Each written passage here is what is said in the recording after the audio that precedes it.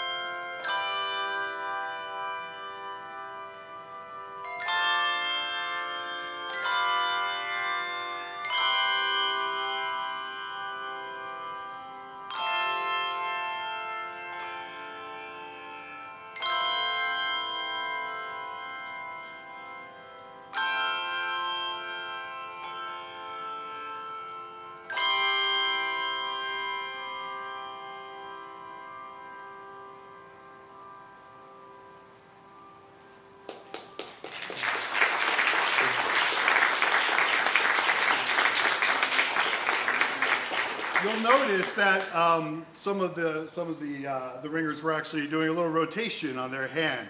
So that's how in handbells we can create a little bit of vibrato. So if we were to play the last chord, right? Without the vibrato. Okay, straight up, ready, and. Let's get the whole chord, ready, and. So that's without vibrato. This is with, ready, and.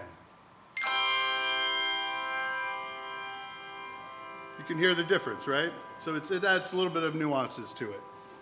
All right, we can go to the next piece. So we also have some other techniques that we enjoy to play on handbells too. We can use mallets on our handbells. We can also use a technique called martellato, where you take your hand and you actually put your fist into the pad and it creates a stopped sound.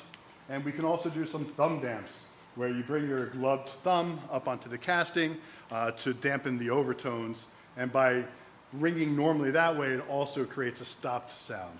So you'll hear some of these techniques being used in Hornpipe and Dance by Kathleen Wissinger.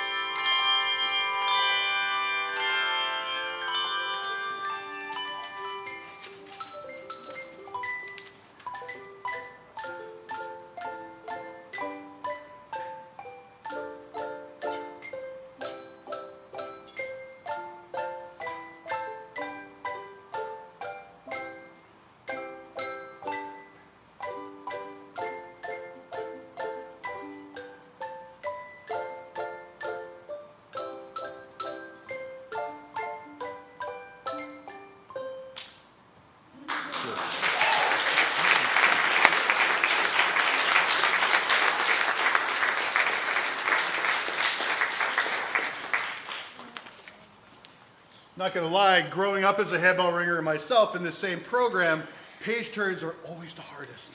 It's so hard, and we work on that a lot, but you know, it comes. The last piece we're gonna play is called Time for Joy by Cynthia Dobrinski. Cynthia Dobrinski is a well-known handbell composer, has hundreds of pieces in the catalog, kind of set the standard from the infancy of handbell ringing, and is still composing today. So this is our last piece for the Youth Handbell Choir, called A Time for Joy.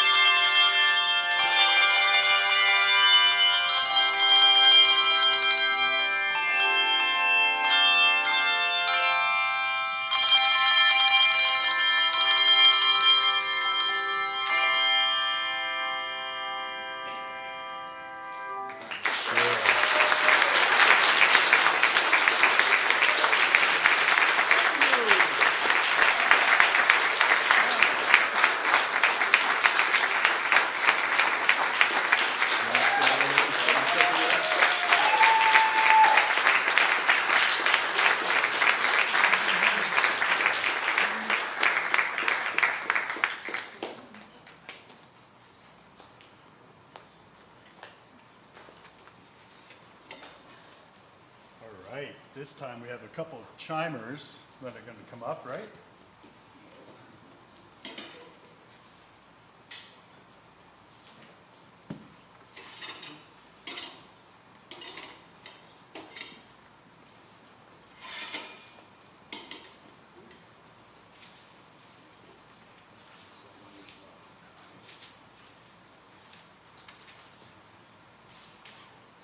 So choir chimes were actually invented in the early 80s as an instrument to teach the art of handbell ringing. So handbell ringing came about because the folks with the large tower bells wanted to practice their peals, but the townspeople were literally going nuts. So they said, can't you have smaller bells and practice them in your home? And that's pretty much what happened. They went back to the foundries, right? And they asked their local foundries to cast some smaller bells rung by hand, and then they could do it. Back when they first were developed as handbells, you often found them in pubs ringing their peals, and the folks that were indulging themselves actually enjoyed the sound of the bells in the corners often, is what the stories were. But it gradually grew, and in the early 60s, Benny Gree, and some early pioneers of handbells really transformed the art form by writing good literature for handbells. It wasn't just Christmas time music, and really came out and advanced the art of handbell ringing. At that time, there was only 2 companies in the world that were manufacturing handbells. There was, Whitechapel in London, and there was Pettit and Fritzen, also in Germany. And in the early 60s, a gentleman named Jacob Malta developed a bell for the Shimmering company in Pottsville, Pennsylvania. And that's essentially where, Sellersville, Pennsylvania, my fault. And that was the first US company. That was in the early 60s. The engineer, Jacob Malta, who founded that line for the Shimmering company, a few years later had a little bit of to do. He actually left the company, and a few years later started the Malmar company, literally 3 towns up the road in Pennsylvania. So Bucks County, Pennsylvania really is the handbell capital of the United States. Malmark are the bells that we ring on. Jacob Malta then said, well, we need to get these into school children. We need to keep the art form going. And how do we develop young children where nobody really wants to give the bell bronze castings to young kids to learn in case they clang them or drop them or break them, and they're kind of expensive. So he came out with a choir chime, also known as hand chimes as a generic term, but a choir chime is essentially, it's an extruded aluminum tube. You see it's square. A lot like a pitchfork. It's got a tine on the side, and the length of this tine determines the sound of the frequency that it's going to chime. So the larger the chime, the larger the slot, the lower the note, right? And so on as you go up, it gets smaller. These are powder coated. They're very durable. Used over, all across the world in schools, special needs schools, all the way up through churches, and also in universities and colleges. So choir chimes actually go all the way down now to a low C2 choir chime, which is as tall as me. It sits on a rack, and you have to hit it with a mallet. And it's just got this low note that you can't hear, you just feel it. It's truly, truly amazing. But this is a middle C note, C5. And with choir chimes, there's not a lot you can do with them as far as volume goes. You're either ringing them or you're not. We can add a little vibrato. And we use them here because we're actually teaching our young folks how to ring, right? And we're also teaching them early musicianship and musicality, and what is a quarter note, and what is an eighth note, and what is a rest. So we explore all these things right on my board, and they all know pretty much more than I do now. And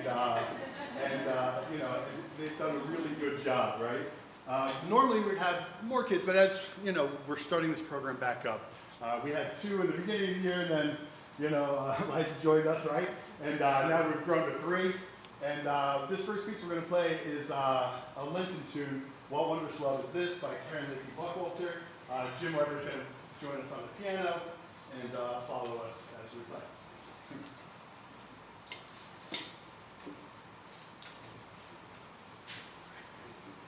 Wait. I need chops. Hold on.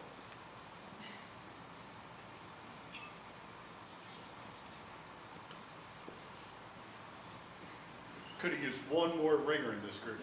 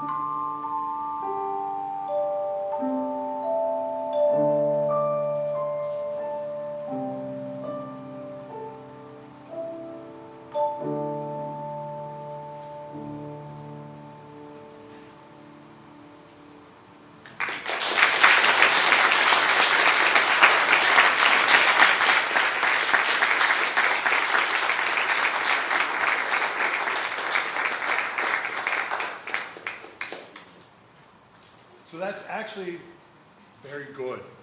They really did good, you know? And, yeah. There's a lot goes into that, right? There's a lot of concentration, a lot of counting, a lot of motor skills. There's just so many levels of thinking going on in a developing mind while we're doing this at that same time. So the talent show just happened at Robertson School, right? And the kids all go to the school, and they said, you know, we want to play in the talent show. So I thought, okay, we have 3 kids, we have 6 hands, you know. And so I went to Jim, and I said, Jim, can you just write me Twinkle, Twinkle, Little Star for 6 ringers, C, 5 to G5. So Jim's like, sure, you know, and threw me a little improv on Twinkle, Twinkle is what he likes to call it. So we thanked him for this. And they performed at the talent show, right? And did a fantastic job. Although they said they couldn't see anything because the lights were so bright, you know, and I told them that's actually a good thing, you know, so, so here's Twinkle, Twinkle, Little Star for her.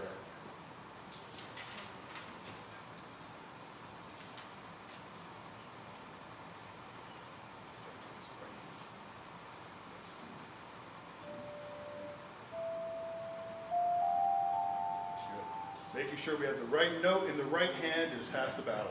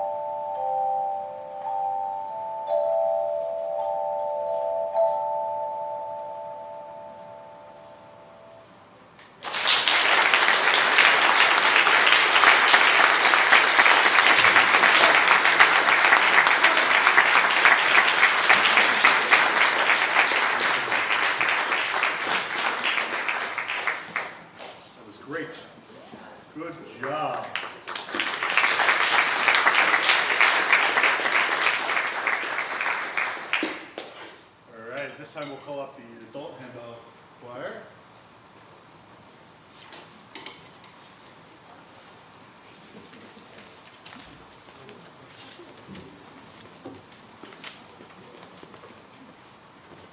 It's just going to take a minute for them to close out the kids' folders and put up theirs.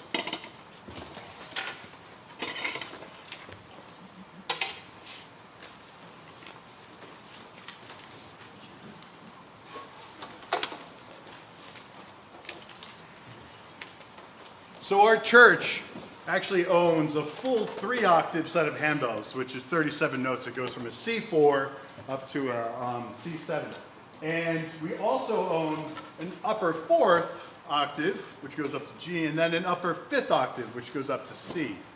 So with all those bells, for our adult choir to ring all of them, we would need 11 or 12 ringers. So this year we had we had some folks retire out of the choir. A few folks passed away, and what we've got before us now is 7 ringers that are ringing on 2 octaves of bells. So handbells are written for 2 octaves, 3 octaves, 5 octaves, or 7 octaves, right? So we're scaled down now to a 2-octave choir. So our lowest note is a G4. Keep us in suspense. And then our highest note is a G6, which is 2 octaves higher. So when you get into 2-octave music, there's so many keys you could write in, right?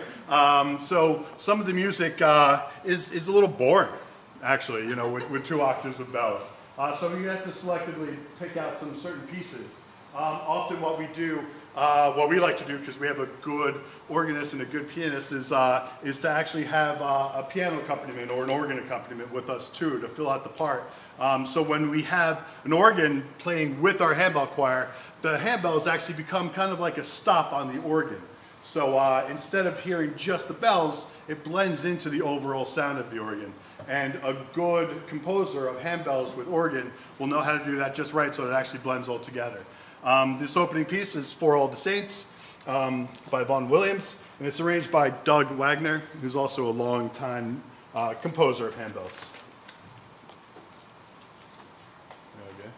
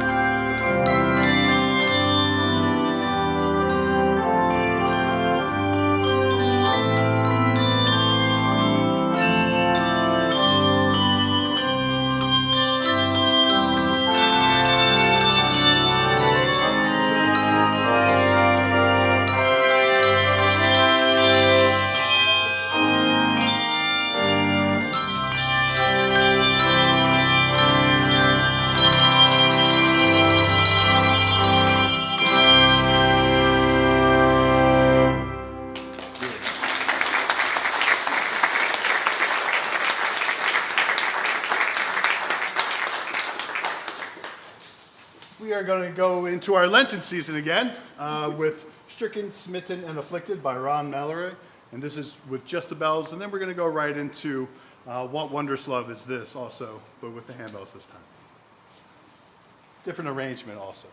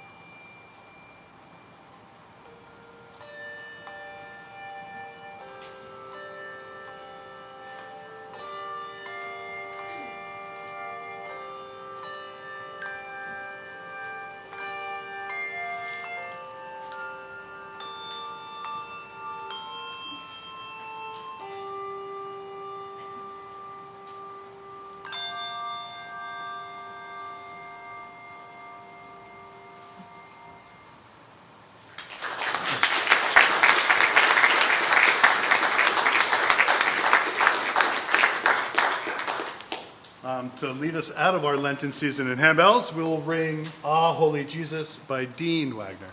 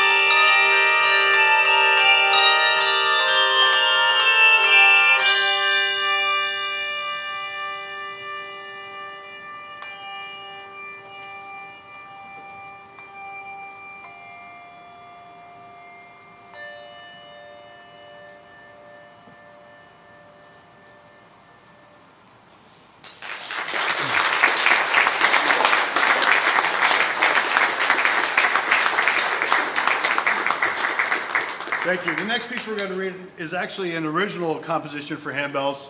It was the winner of an area festival. So in the United States, handbell ringing has a national association. It's broken up into different divisions. Area 2 had a composition contest, and this was the winner back in 1986. And it's a nice piece. It took us a little while to get our hands underneath it, to say, but it's very Baroque in nature, actually, if you start to listen to it. Jim is accompanying us on the organ, and I think you'll enjoy it.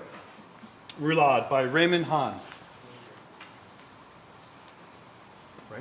Is that what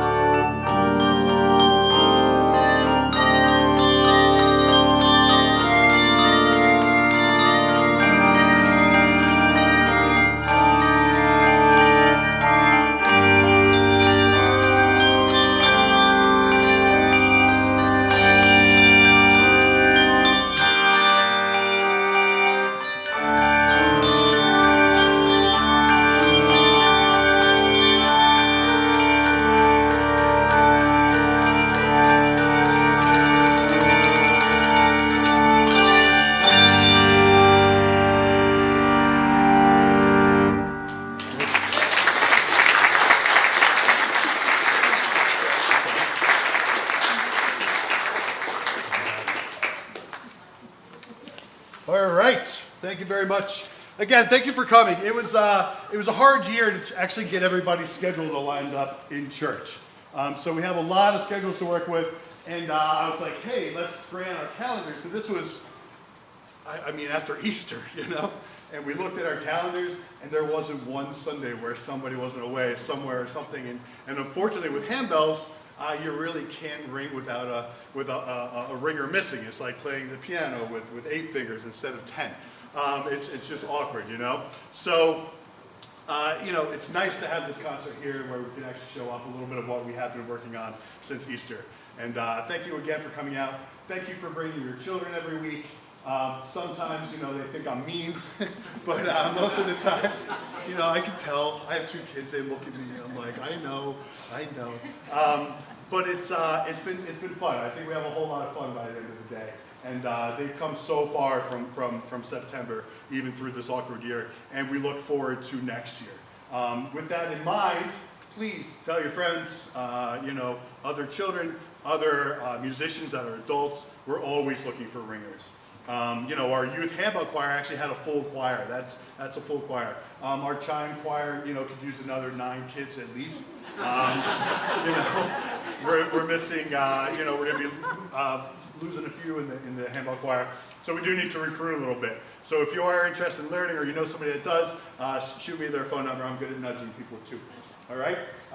And raise your hand if you've played in the handbell choir here before. Yeah. So we have some alumni. Maybe Sue will come back next year and play with us. All right, we're going to play our last 2 pieces. They go right into each other. We're going to do sort of a fanfare, which was actually for Easter, but it ends up in the same key of G as our last piece, "O Worship the King." So enjoy our last 2 pieces. And also a big thank you to Jim Weber for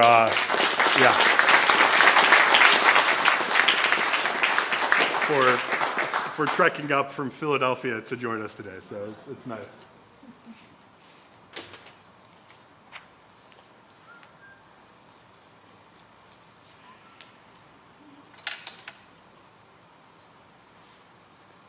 And also, I'm sorry, we do have a small reception right after too, so come on next door. We have some ice cream for the kids, or the adults, so whatever.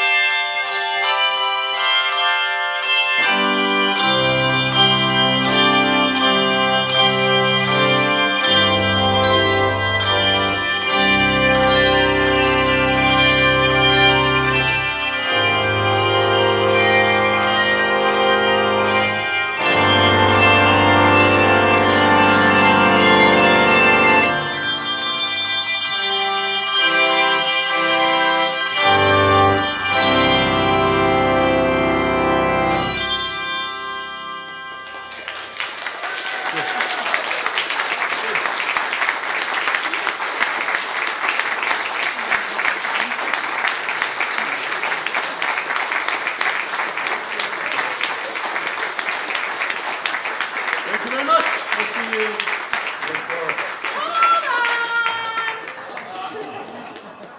You know, there's thank you, Neil, for talking and directing us, of course. But this program is multi-generational, and we are so lucky to have Neil have stepped in as our new director this year.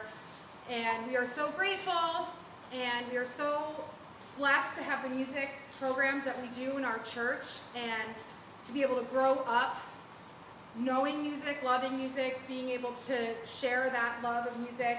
And it's just so fortunate for us, and we're even more fortunate to have Neil devote so much of his time. I mean, all day Thursday, this guy is ringing bells, and next year he's going to do even more. So we're so grateful to you, Neil. Here's just a small token, lunch on us, and we really, really appreciate it. Good job, Neil! Thank you. Let's go.